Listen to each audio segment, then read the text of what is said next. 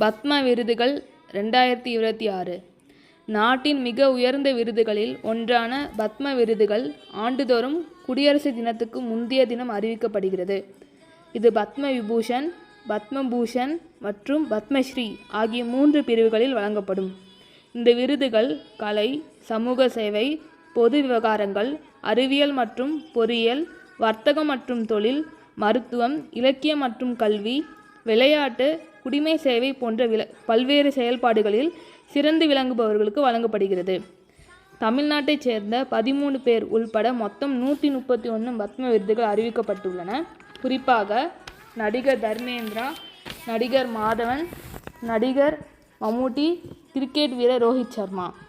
விருது அறிவிக்கப்பட்ட அனைவருக்கும் வருகிற மார்ச் அல்லது ஏப்ரல் மாதம் ஜனாதிபதி மாளிகையில் நடைபெறும் விழாவில் ஜனாதிபதி விருதை வழங்கி கௌரவிப்பார் என தெரிவிக்கப்பட்டுள்ளது.